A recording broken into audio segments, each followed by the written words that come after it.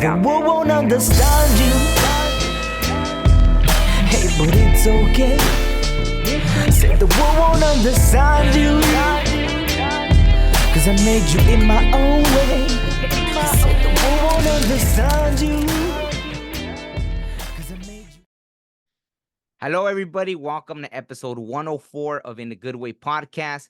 Today's special guest is Debra Yates. She is the author of Woman of Many Names, who is about her seventh great-grandmother, Nancy Ward, that was a part of American history, the Revolutionary War. And she has also been clinically dead twice and had other near-death experiences as well. So thank you so much, Debra. I was going to call you Nancy. Thank you so much, Debra, for being here. It's an honor. Good afternoon. It's a pleasure to be here with you too. Thank you. Thank you. So, I always like to start with my guests in the beginning. And I always like to find out when they were young, were they already experiencing anything? Like, were you already seeing spirits? Were you having, like the imaginary friends that people call, that's what they call them, or anything like that since you were little? I think this is all kind of started probably from about the time I was 3 or 4 months old in the womb. My mother had a lot of difficulty carrying me, Mm, and she was given a class of drugs called DES, mm, which were drugs that were made to keep women from losing their fetuses. And she had approximately 13 of those with me, so not much really worked well. wow. They were worried that she wouldn't survive. They were about pretty sure that I would never survive. But my mom said that, she had to crawl around on the floor so many times with her pregnancy with me and my brother as well, just to keep from losing us. And when I was born, I was premature, very premature for the time. And I was lucky enough to be in the hospital that John Glenn and his family had just donated the first incubator to. Mm, So in 1957, I was the first baby to survive in that hospital in an incubator that young. wow. So it kind of started then. And I think that, a lot of people don't understand um, my spiritualness. I think I've carried it with me basically from birth. I've just, don't know any other way to put it than my life has been extraordinary. I've survived things that I shouldn't have survived, literally should not have survived. But I guess God wanted me to have a real good story when I was old and almost gray. Yeah, absolutely. Um, so you had I know you had a couple near death experiences. I heard you speaking about one when you were fairly young. What's the first one that you recall having? The first one that I have recall of is at 3. I was took down from behind by a young boy that lived in the same neighborhood that I did, and he was attempting to drown me in what I would call a runoff ditch, puddle type thing. There'd been a lot of rain, and I recall looking through the water and thinking how beautiful it was, and this was the last thing that I would ever see. And I was religious young. We were brought up in the Baptist faith, and they start on us in the nursery, okay, teaching Mm, us the ways of the Lord and about Jesus and about the angels and things. The Christmas story was, one that was told quite, to children quite young. And I just kept praying for God to help me and to send me an angel or send somebody to help me. And no more than I was just probably this close from being out of air, what I would say beyond what I could hold my breath, because I was holding my breath. And it was like whoosh, and the person that was on me was off of me. And the next thing I knew, I was being lifted out of the puddle. And it was one of the neighbor girls was my angel, and she checked me out as good as she could, and then she took me home. And I remember the first thing my mother said was, Deborah, I told you not to get dirty. Wow. Even as a little kid, I'm going, she goes, oh no, you don't understand, Mrs. Yates. Eric was hurting her, and he had her down in the mud puddle. And she I don't know what really happened after that time, but my next vivid memory is of her going to the ground and crawling around the floor. And for some reason or another, I thought I had hurt her. I, of course, was beat up. I was bruised. I had black eyes from the incident. I've even got pictures to prove that. And I thought I killed her and the baby. But she was, very heavily pregnant with my brother, probably she would have been 6.5 months pregnant with him. Wait, you're talking And about, you jumped to another story? Okay, because I gotta that's know. no, that's my brother. This is all still the same story. I Oh, thought I killed them. And I'm sorry. But yeah, I didn't. I just didn't see her for 3 months. And then I got a little brother out of the deal. So, but he was my oh. baby. Yeah, it was, memories of children. Cause see, I thought she dropped right then. And then my either my mother or my grandmother told me that wasn't exactly how that went. But in the mind of a 3.5-year-old child, you know, things can get a little jumbled up, so to speak, or I hate to say twisted, but you can mess things up. I didn't kill my mother. She, a few weeks later, went down and in the same condition she was with me.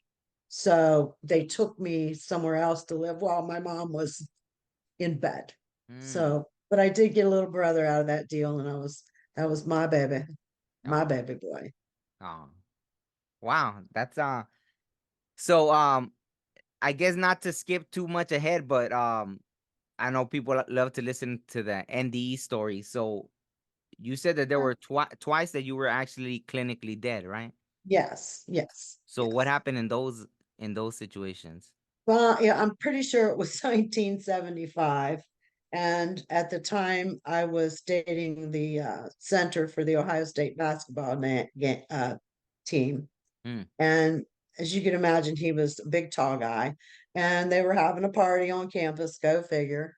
And so, anyways, they lived in one of those big old Victorian houses, that lined some of the streets in downtown Columbus from, I would say this house was easy 1800s. So, anyways, we're just having a grand old time, and I'm fixing to walk from the living room into the kitchen, and you had to go down a hallway to get there. And there was another room off to the side here, and this monster-looking figure, jumped out at me, and he started hollering these weird noises and touching me. These monster hands were touching me. And I was gone. And they dragged me to the center of the room, and there happened to be a paramedic there that was in Vietnam at the party. And he, I guess moved everybody aside and checked me, and I had no pulse, no nothing, no heartbeat, no nothing. Mm. And okay, here comes my part of the story. The next thing I know, after the monster scared me, which was my boyfriend, in a mask and scary mask. It was in a like a Halloween outfit. It was Mm. fall. So he put on his Halloween outfit, and it was some sort of latex rubber type stuff. It looked so real. Straight up, the realest looking monster I ever saw. So So, anyways, you passed out, or you hit your head on the way down, or no, what happened? I don't. I probably did hit my head when I collapsed. That is a Mm. distinct possibility. Um, but like I said, I really don't have a lot of recall of that. I mean, how do you explain when you're unconscious or you're gone or whatever? But it was a bona fide paramedic that was checking on me, and I mean, that's what he did for a living for 4 years in Vietnam, was took care of our soldiers that had fallen. So I just kind of trust what he had to say. I had no pulse, no heartbeat. And the in the meantime, when I wake up, I am walking like 6 feet in the air. I am not walking on the ground. And I'm going, I'm doing this. This is really weird. Hmm. How am I not touching the ground, but I'm walking 6 feet off the ground? This is, I just kept thinking this is crazy. So I walked around, and as I looked down, I could see a person on the floor, people gathered all around, and I saw this man straddling this person that was on the ground, and they were beating my chest. When he moved or something, I saw it was me laying there on the floor. And I was like, how can this be? It's just, oh Lord, what's happened here?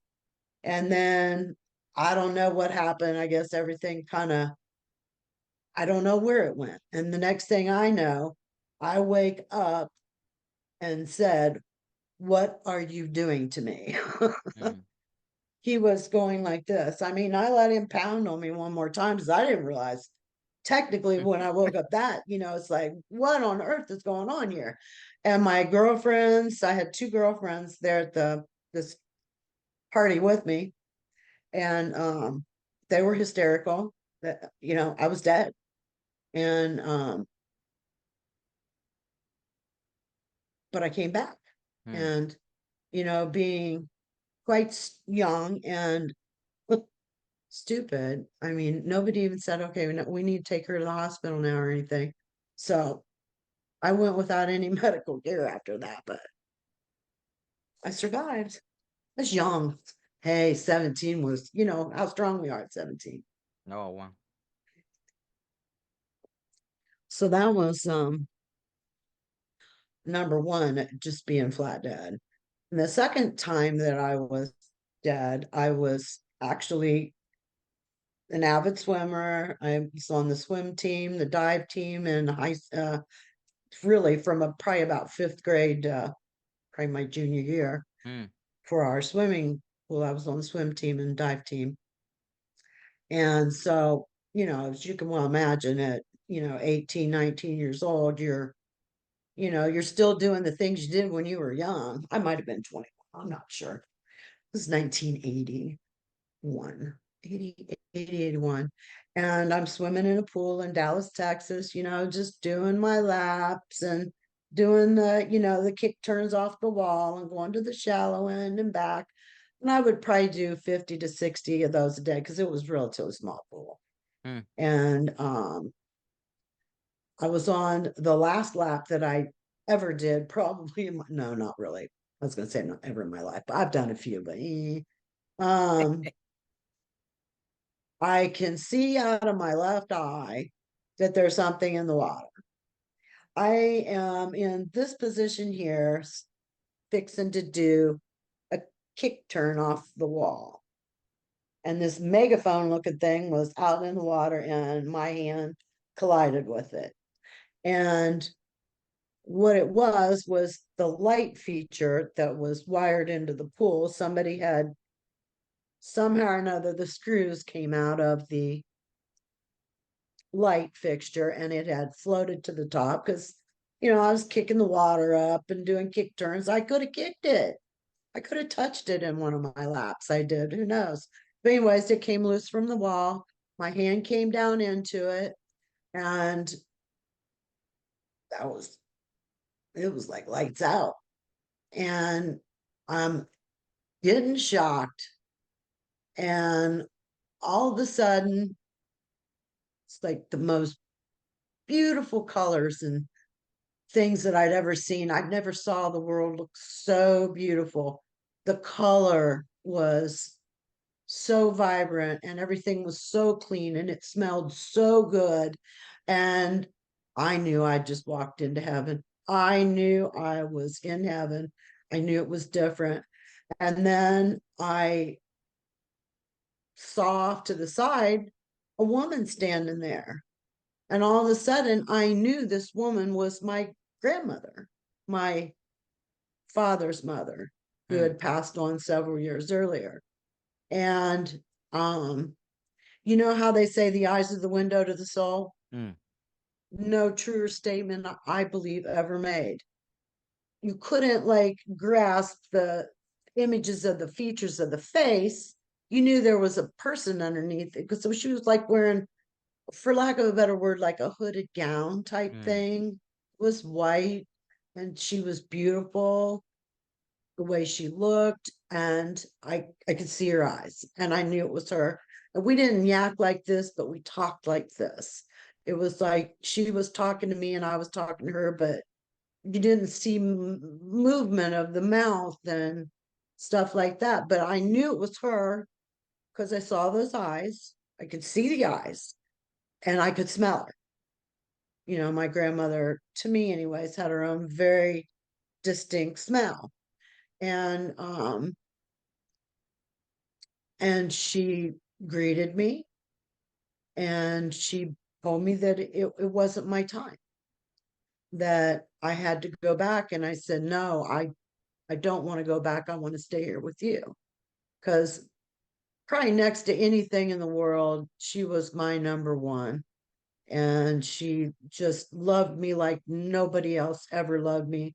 Unconditional, beautiful love. And of course, you know, who doesn't want to stay around that? So she said, no, it's not your time. You've still got things to do and you're going to have to go back. I said, but Grandma, I really want to stay here with you. And she says, I'm sorry, babe, but you got to go back. And when she said, you got to go back, she moved her arm like this, crossed her body, and bam, that electricity went off on that light, went off. And it let my arm go, and my arm went swinging around. I can remember my arm swinging around, and I hit the side of the wall of the pool, and I was knocked backwards about at least 12 feet. I think it had to have been at least 12 feet. Yeah, and maybe further, maybe a little less. Who knows? I mean, I'm talking a memory 1980 as well. And when my body stopped in that water, I knew I was alive. My pain level was like nothing I'd ever experienced in my life. And I've had some pain. I'm the first survivor of toxic shock in the world, so I know what pain is. And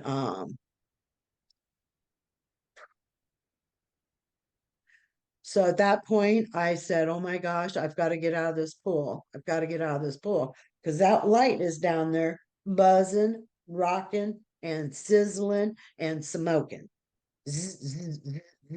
That light just back forth, back forth. And I could smell skin. I could smell my own skin where it had burned. And I headed to the ladder, and I got just about to that ladder, and as plain as day, I heard, don't touch the ladder. So I didn't touch the ladder. I veered off to the side. I pulled myself up as far as I could on my body. I got up to about my waist, I believe. And somehow or another, I flattened up like a board and scrunched myself out of that pool. I mean, I had cement bones all over my body from where I inched it because I wanted to stay out of that water. So I guess I knew if I touched that water and it went and it went electric again, this was gonna happen to me again. So I jumped up finally and went to the fence. There was on a wrought iron fence that went all the way around the pool. And I grabbed a hold of that fence, and my body just shook and racked and shook and racked. And I could look out the corner of my eye and I'd seen the fence start to move. That fence I saw moved, it moved all the way around me to where it came both sides, because evidently I had two pieces of different fence. And I looked over and I started yelling at this guy that's laying in a lawn chair over there. He had on headphones and he was out like a light. So, anyways, the next thing I recall is there's two little girls roller skating around the party room for the pool Mm. area. It's an apartment complex. How they have a recreational room. They were skating around there. And one little girl asked me if I was all right. And I said, no, I need help. I need help. And so she went somewhere, got help. And the police showed up, and then the ambulance guys showed up. Sometimes I get a little I dry up. Oh no, These you're good. memories are hard. People don't understand how hard this stuff is for people like me. I mean, I have severe PTSD from all the crap I've gone through, my near death experiences, my life experiences. And when you have that and panic disorder, nobody can understand what it's like unless you've experienced it, because you don't know what you don't know. It just is what it is.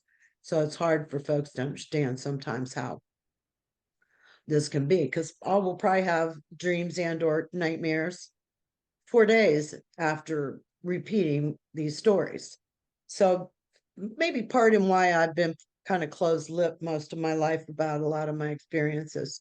Hmm. But when the paramedics literally had to pry my hands loose from that fence, they put me in the ambulance, they took me to the hospital, and the next thing I know, I've got doctors and nurses coming in to see me and talk to me, and they want to touch me. I'm like, Hmm. can we touch me? I was like, sure, go ahead. And then here comes the maintenance man. We got to know, can we touch you? Because you're a miracle. Can we please touch you? And you've been electrocuted. And I know what it's like to get shocked, and they're rub my arm. It's like, oh, okay, well, whatever. So, anyways, the nurse finally looked at me and the doctor, and they said, there is no medical reason that you should be alive right now. You should be dead. Mm.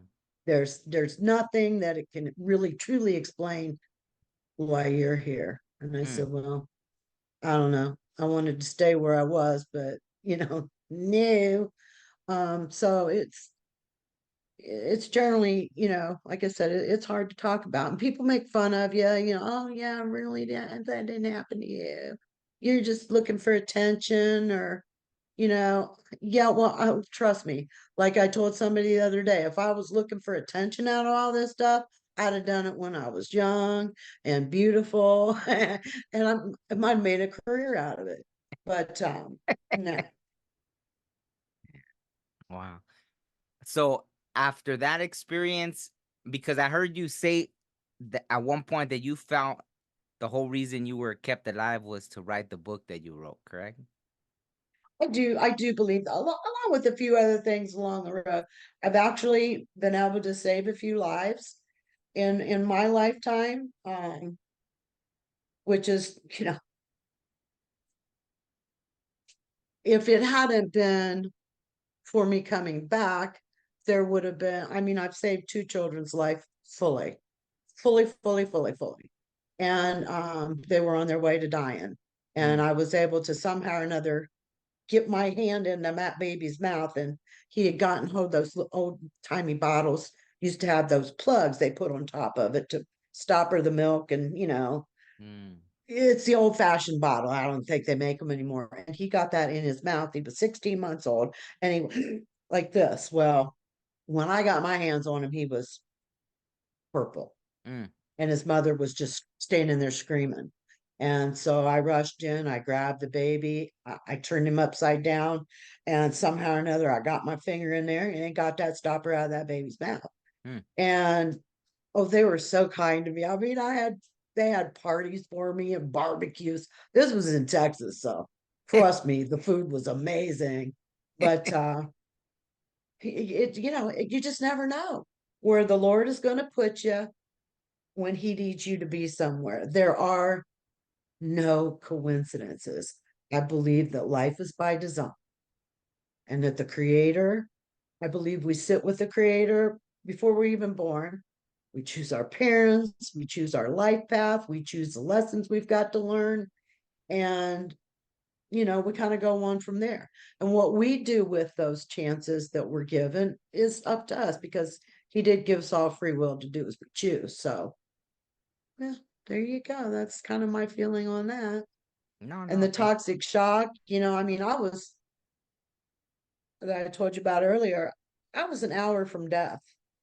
so My what is doctor that? said, What is toxic that shock? was, a toxic shock was something that happened to mostly women, Mm, and it happened, with their periods and tampons and so on and so forth. wow. And what happened was there was a batch of bad cotton, Mm, and it got into the supply for feminine products. wow. And unfortunately, and my dad tried to get me to sue. I said, but Daddy, honestly, I can't tell you which one to sue. I used one of every one there was that time. There was like 4 or 5 different kinds, and I used one of every one at minimum. And I said, so I don't know who to sue, and neither do you. And we're not doing that. It just is what it is. I don't know, and I'm not going to make it up. So missed an opportunity to get rich there, but whatever. Um, yeah, and your body just it breaks down. It harbors a bacteria that they just didn't know what it was. Mm, And by the time I got to the emergency room, I had an internal temperature of 107 point something mm, inside me. And I had a regular one as well, but it wasn't that high. And it was high, but not that high. mm. If that my brain would have got that hot, I'd have been dead. Wow. You don't survive that high of a temperature. But what that did was eventually, in hindsight, we now know it caused my organs to melt together. They literally melted. One ovary melted onto the bladder, the other one adhered to the bowel. They had to remove so much bowel. They had to dissect. Oh, it was a mess inside. I had a 7-hour hysterectomy. Mm, And that was because they had to do so much work inside from the damage that was done from the toxic shock. So I had the toxic shock. I'm begging him, please tell me what is wrong with me. I got to know what I'm fighting. Give me a name. Give me something I can fight, that I know what I'm fighting. He says, Deborah, I don't know what's wrong with you. He says, all I know is that what not to do. He said, I've been in contact with the Center for Disease Control, and the only thing I know what to do is what not to do. mm, I know what hasn't worked before. Didn't dawn on me kind of what he was really saying, because I was really, really, really, really sick. mm, And I'd been fighting for over a week in the hospital, in the ICU. I mean, I had so many tubes and I couldn't eat. I hurt all the time in writhing pain. They had, all kinds of stuff in and out, in and out. And then finally he walked into my room one day and he goes, have you talked to your mom and dad today? And I said, no. And he goes, would like you to call them. I went, okay. So I called my mom. They were in Florida and on vacation. I was going to be fine. How kids are. I'm going to be fine, Mom. I just don't feel good. I'm in the hospital, but I'll be okay. Mm. So I called my mom and talked to my mom a little bit. And I said, I'm gonna have to go. I really don't feel well. And she asked me if she should come home, and I said no. I said, stay where you're at, have fun. And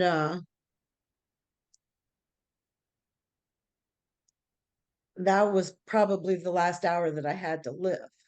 The reason he wanted me to call my mother was because he didn't think I was going to survive. mm. And but I did.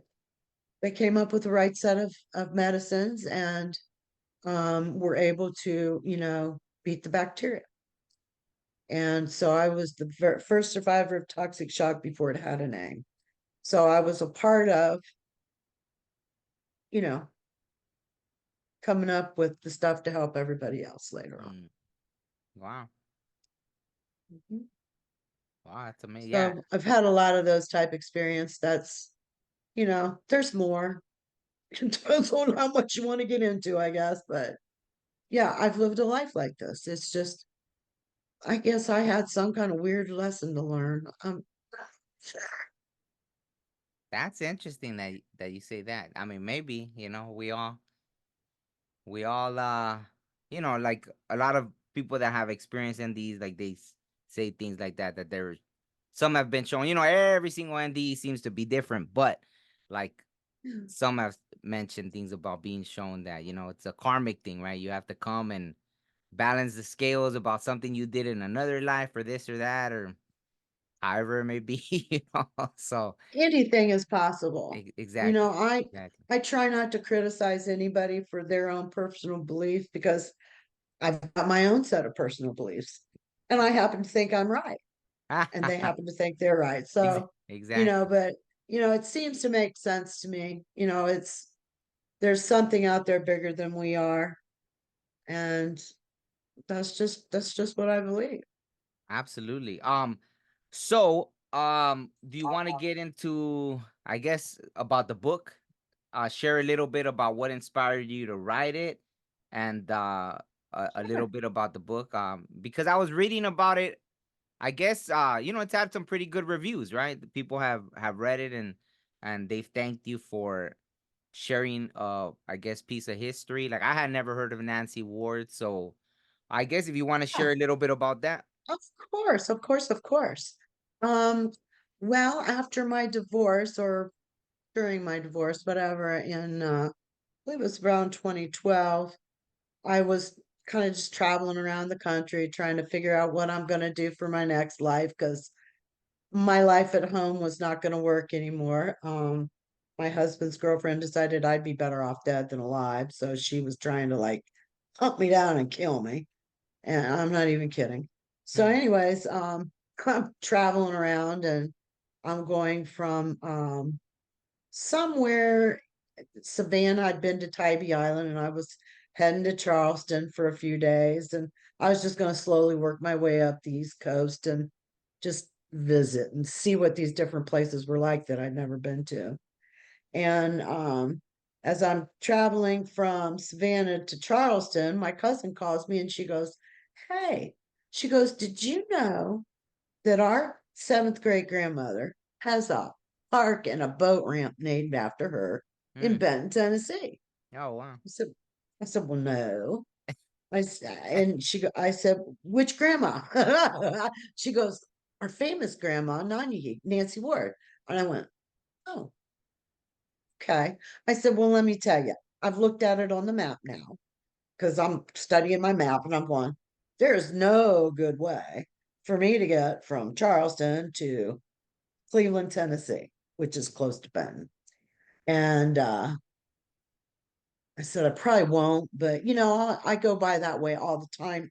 I'll be back by there in probably about 3 months." Hmm. So I had this really weird thing happen while I was actually on the way to Florida this trip. I was actually heading to Georgia and then to Florida to meet my new niece. And I pulled off and it said Cherokee National Forest, and it was said the Lost Sea. And I thought, oh, that sounds really interesting. Maybe I'll go ahead and go there before I go on down to Alabama. Hmm. So I get me some coffee at the McDonald's, or it was the Burger King. I don't know, one or the other. And I'm pulling out and I'm fixing to turn right to go towards the National Forest, the Smoky Mountains. And I, as plain as day, I thought this person was in my back seat, said, "The young one's more important now." I'm going, "What?" Okay, now I'm hearing voices. Oh Lord, help me now. So I went, turned left, got back on 75 and went to Alabama. And hadn't thought any more thing about it.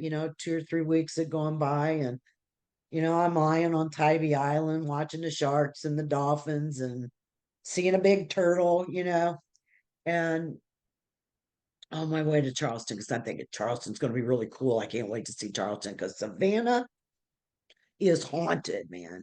Haunted as can be. I Wow. mean, I could hear chains. I could hear the chains dragging in the streets. I Savannah? said, no. Yep. Hmm. That's how I ended up on Tybee Island, because I'd planned on staying in Savannah and doing all these tours and shopping. I couldn't take it.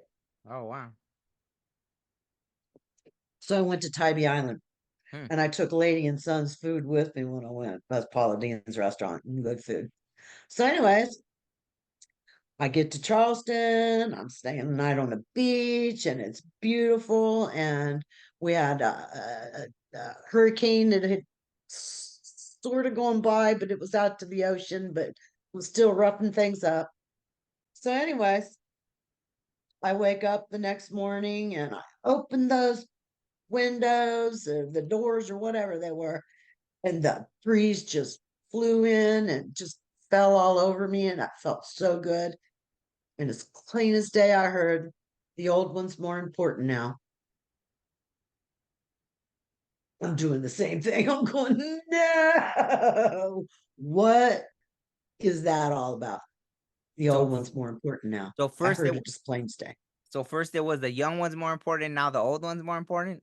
Okay. Well, I had to go see the new baby. Oh. We just had a baby in the family, and she has turned out to be just so special to me, unbelievably. And maybe this is part of why. I mean, I looked into this baby's eyes, and it was like looking into my own soul. It Hmm. was the craziest thing ever. But anyways, for another day. So, anyways, I'm going, okay. Sorry, I am dry. It's hot down here, by the way. Where are you Oh, at? California. Where are you? Naples, Florida. Oh, okay. You're like you're the East Coast. I mean, you're the East Coast version of California. Like our Yes. like the Only hotter, I think. Okay. Let me think here. Where was I? So, anyways, as plain as day, the old one's more important now. So I called my cousin. I said, all right, give me an address. I need to know where I'm going. She goes, you're going to go? And I went, I don't think I have a choice. I said, yeah, I'm going to go. So I literally had to backtrack, head back towards Savannah to find a route to take me down and over and up to Benton, Tennessee. So the next day when I arrived there, because it was late when I finally got there, because that's a lot of driving and they're not like major interstates. no. So anyways, the next morning I get up and I go to the boat ramp and I pull in. My family's buried there. Oh, wow. My seventh great grandmother, my seventh great uncle, and my sixth great uncle. All Mm, three. Father, brother, no, brother, mother, son, buried together on top of this hill. mm, And I'm overwhelmed at the beauty. And there's all these trees and flowers and bushes, and I'm walking up this hill and I'm going, oh my. And I could name all the plants and the trees, and as I further I got up that hill, it was like my life made sense. Like this, my life made sense. And I got up to the top of the hill and was in the presence of my family from long ago. mm. And I was just flat overcome. I've had feelings that I've never experienced in my life. It was like not only did my life make sense, I knew this area. I have seen this area before in my dreams. And because that's how I found out I was Native American. I kept having the dreams that I was American Indian. And I had asked my mom, I said, I'm having this dream. She goes, oh, isn't that weird?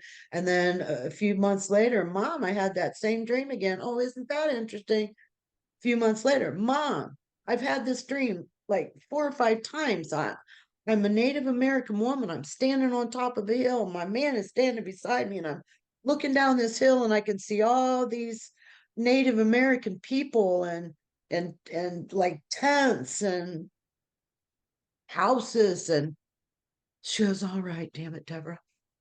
You're Cherokee Indian, and don't you tell a soul. Don't you dare tell a soul. This would have been 1960s.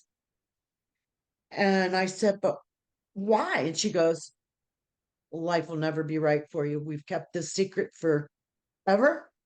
And, it's going to stay that way. We just can't admit who we are because we don't have the same rights. My parents didn't have the same rights as what we have being white. And I went, we're not white. And here come to find out I'm Aztec, I'm Native American, I'm Scotch and Irish and English and throw in a few other things, I'm a real mutt. But essentially I'm 14% Native.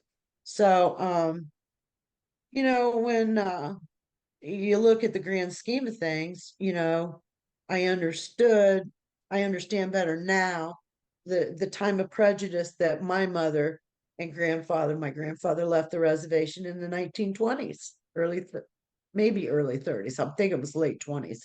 And he was starving. They had no food. They had no jobs. They didn't have a home. Their mother was deceased and their father, he's told me he was dead, but ended up, he booked it and went to Oklahoma City and got into the bottle and left 14 children, left 14 kids, for Christ's sake. So anyways, I guess I understand why he said he was dead.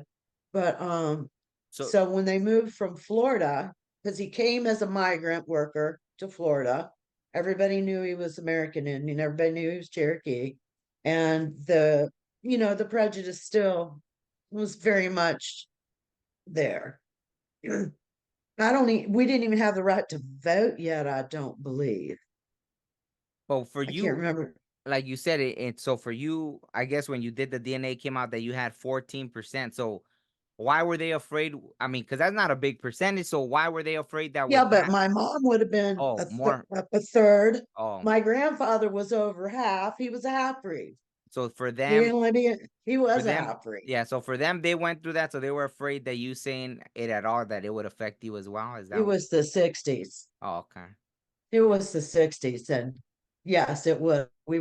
People still call us dirty Indians, and we were the cleanest people around. Trust me, we taught the white people how to bathe. We bathed every day. We knew they were coming because we could smell them because they were dirty. They didn't have good hygienic habits. And like I said, if you were Cherokee, you bathed every day, even when it was real cold. Now, there are given days, of course, where you probably took a spit bath in the longhouse, but we So were what? clean people. Aside from that dream, what other dream had you had of Well,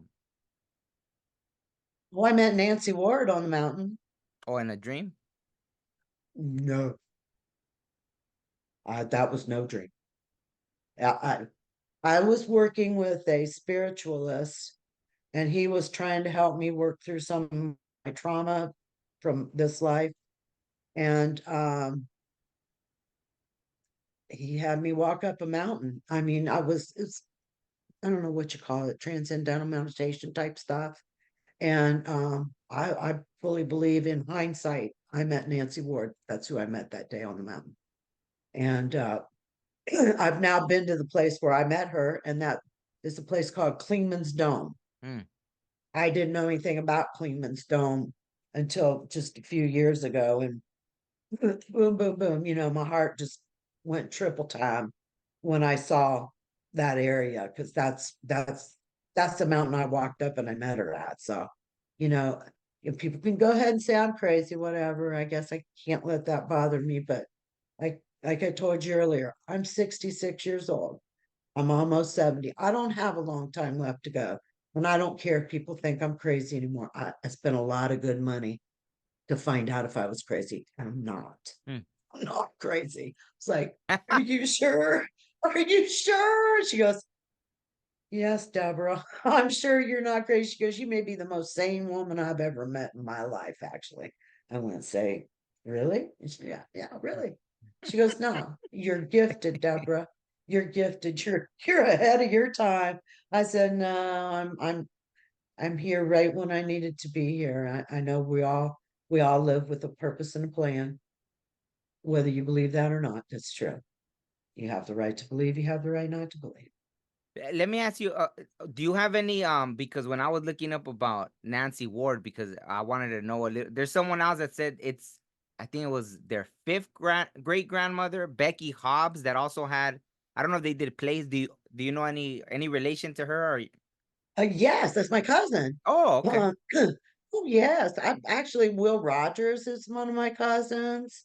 Will Rogers Jr., R.A. Tittle, um, the So beautiful Becky Hobbs, who wrote the musical Nanyehi. yeah, so are you involved in that play as well, I the have musical? supported her play since the very first showing of it in one way or another. I've either been there, spoke for her, um, endorsed her work. She wrote a beautiful musical, and it's called Nanyehi, Mm. and the story of Nancy Ward. And it's just the most soulful music that I've probably ever heard. There's one called The White Wolf on the Horizon that just is it's about our grandmother. And when you know the old stories about her birth being foretold in the Cherokee culture, a girl child would rise from the Wolf Clan to lead her people to greatness. And that was Nancy Ward. That was her job. She was Alaska Gayu, beloved woman, I believe, before the removal of the Trail of Tears. She knew that was going to happen. She said, I see my people walking in a line with tears streaming down their face. And that's exactly how my grandfather showed me that experience. I see my people walking in a line with tears streaming down their face. And I believe, and this he told me, that's where they took the name Trail of Tears from. My family in particular went out of the Smoky Mountains as what's called settlers, old settlers. And the old settler list were people that voluntarily removed themselves before the trail. She knew this was going to happen. She knew we were bound to lose our lands. She wrote speech after speech. Please do not succeed any more of your lands. We must keep our lands. Quit trading off and selling our lands. We need this land for our children in the future. But we were also believed that there was no one man could like own the land. Yes, you could run it, you could rule it, but you couldn't own it. But anyway, she got in on that because she sold Kentucky to Daniel Boone from Tennessee, which is Tennessee. So as you can see, white man did muff up all our words because almost every state in the Union and a lot of our biggest cities are named after Native American words. And Tennessee was not how that was supposed to be. It was Mm. easier, Tennessee. So anyway, she sold those lands to him, and he took, instead of money himself, he took land in Kentucky, which right after the Revolutionary War, they took away from him, and it made him mad, and he moved to Arkansas pretty quick thereafter. But he said about my grandmother, she was the most handsome woman he ever saw. Yeah. So we know that they had some times together, life and times together. So I I have met some Boones, and they go, about our grandparents, and I went, I know, I know, I know too. Mm. Wow, how So interesting. yeah, it's beautiful. I mean, Ben Franklin wanted to be her honey, and Mm. she said, no, he's not cute enough. Mm. She just didn't think he was very handsome. That was what she had to say about Ben. And she worked with Thomas Jefferson and so many other notables in history. Her uncles were Attakulla, who was the peace chief, and Oconostoa, the war chief. And her cousin was the famous dragging canoe of the Chickamauga Cherokee. He splintered from the Cherokee and became Chickamauga Cherokee, and really fought the fight against the English and the Americans and the French. I mean, everybody wanted this land. Everybody wanted this land. It was rich in natural, resources that everybody wanted. They know that they cleared the whole east coast of timber at one time. Well, who do you think would have done that? Well, it had to have been England or France or somebody that came in and timbered out all that wood. Hmm. Even in the rolls for the Cherokee, when they took our people away, they paid for our lands, don't you know? But if you had 200 acres and 14 of it was cleared, you got paid for the 14. If you had a building, you got paid so much for that building. If you had a copper mine, you got paid a little bit more for a copper mine. If you had a gold mine, you got paid a little bit more for that. But the government held that money. Okay, that's what they did because we really didn't know what to do with money. So then what they did was they charged us to go on the Trail of Tears and to buy the land in Oklahoma, Hmm. where we were set up for success, don't you know? You know, people say, oh, well, are you angry about that one? I'm not happy about it. We have to be accepting because it's our fate, it's what happened to us. And I believe with some old school of thought that it literally changed our DNA, because we were a conquered people.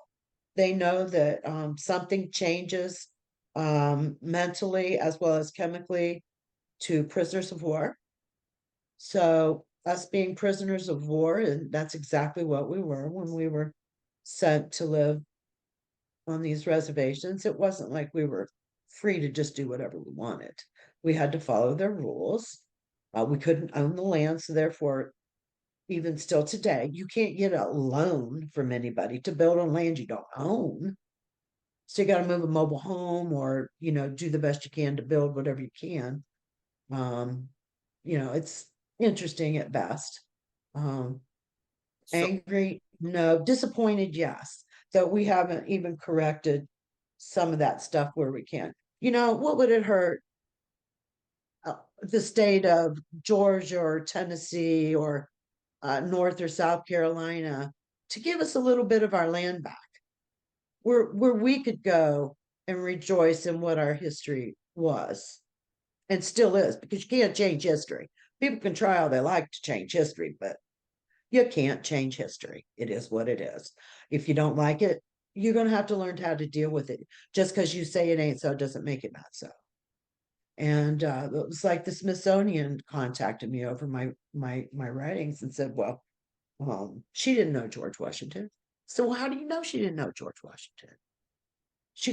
They said, well, there's no proof of that anywhere in history. I said, what do you mean there's no proof of it?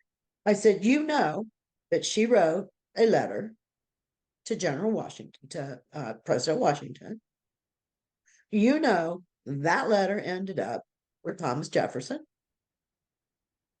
So how did he not? And how did he know to give that letter to Thomas Jefferson if he didn't know Nancy Ward? I said, okay, so you're telling me that because your history doesn't state it, that it's not so, when my family history says it is so. so who I said, but what you can't deny, sir, is that she negotiated treaties all throughout the Northeast tribes that allowed that allowed President Washington, the future president of our country, to traverse the lands that were occupied by Native Americans because they'd killed him. so who has that letter now? The letter that you're telling them that. Somewhere with Thomas Jefferson's effects. They were restoring an old desk of his, and it was back in behind something in behind a drawer in the desk. Oh When wow. they found that letter, but it's very hard to read. It's faint, but there is a pretty good copy of it somewhere. A friend was cleaning up my computer for me and dumped it, so I don't have it anymore, but I guess I need to go up there and see if they can locate it for me. Absolutely. Yeah, that'd be Mhm. interesting. No, Mhm. I'm definitely interested in the story of Nancy Ward now. I'm definitely going Thank to you. look it up. Yeah, no, thank you for Yeah, sharing that. she's amazing. She was amazing. Yes, she killed people. She had to. I Yeah. mean, it is what it is. We don't understand as a human race now what it means to be in constant danger 24 hours a day, every day of every year of every decade. you're in constant fight or flight mode. And, if you're going to take my children's food, sorry, you're going to have to die. It is what you kill my husband. Oops, I'm going to kill you. So, but she walked a red road for a long time. She followed the red path and into war and fought and paid a dear price as well. But I think to be a truly great leader for the Cherokee people and for her family, that she needed to know what the red path was before she knew how to mark out the white path, the path to peace and understanding and love towards one another. Nancy Ward saved so many lives of the colonialists that, were technically invading on our territory, but she chose to save them anyways because they were people and she didn't want to see women and children die. And a lot of these people they gotten to know through trade and so on and so forth. So, she had feelings for these people, and the people going to kill him were her son and her cousin. So, and then there are people, oh, she was a traitor. Okay, well, if she was truly a traitor, if this was not some sort of concerted plan, they would have eliminated Nancy Ward on their own. Either Dragging Canoe would have done it or Oconostona, they would have killed her. It was a plan. We were fighting so many different battles and so many different fronts in so many different ways that it's actually brilliant. It's actually brilliant if somebody could take the time to just really study. Okay, they were having to deal with the French, they were having to deal with the Spanish, the English, the New Americans, other Native American tribes that wanted our fertile lands. We had some of the best land around. We had good water, we had good food supply. So of course everybody wanted in on that. But we needed it for the survival of the Cherokee people. And pardon me when I say I, we, me, this is my family. So it is me. Without them, there'd be no me. And all the other parts of us that make us us.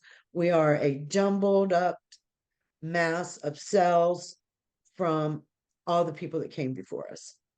So I do think of them as mine. And when I talk about my Scottish Jacobite grandfather, who was a Jacobite and got sent to America as an indentured servant. And when I talk about my ancestor that was born in the harbor on the Mayflower, those are my descendants. That's part of me. So I can say we and me because that is my family. And then some people take take offense at that. Well, what's all this we stuff about the Cherokee? She's a wannabe. I am a card carrying Cherokee Native American. I am endorsed, certified through the Department of whatever it is that controls it, Native Affairs. Okay, so you can't. I'm not a wannabe. I am.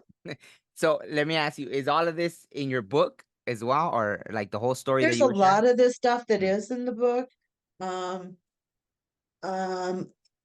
I wanted to basically encompass, there's a lot of writings out there from Nancy Ward, 19 years to 82. Okay. But there's not a lot, there wasn't a lot about her from birth, pre-birth to around my grandfather, who was Kingfisher. So, a lot of my cousins are even way less Native American than I am because they got split in half right then when Nancy married the white guy. And hence the name Nancy Ward. He couldn't say Nancy. He couldn't say Nanyehi or Tiskigiski. So he called her Nancy. That's how he got the name Nancy. It started with an N, I guess. And then she, of course, took his last name of Ward. Now he may have been married, he may not have been married, who knows? There's, people that say both. It doesn't matter. No, just like Jesus had a wife. Who cares?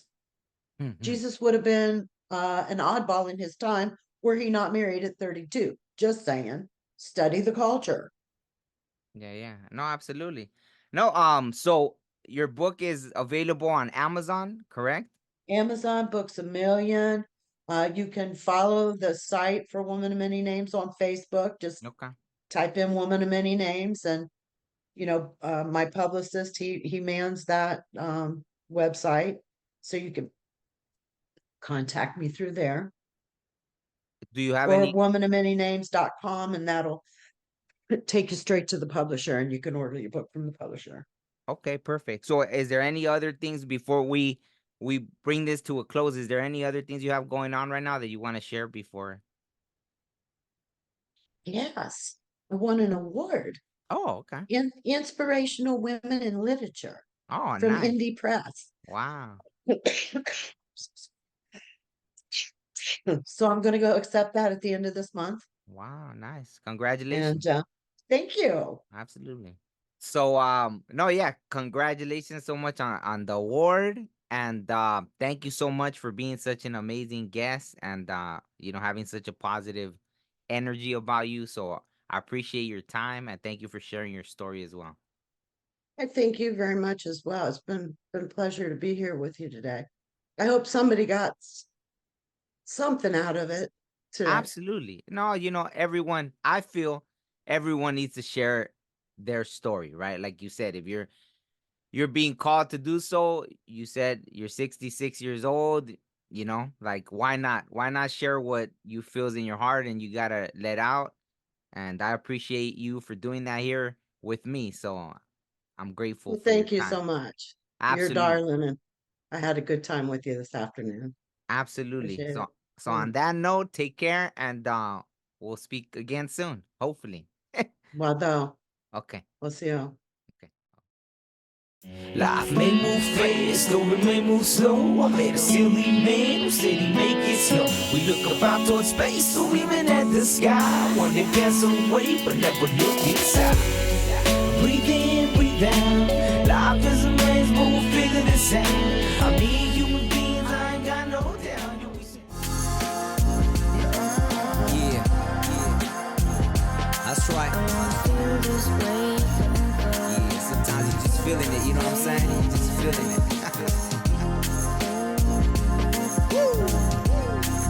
And I want to feel this way forever.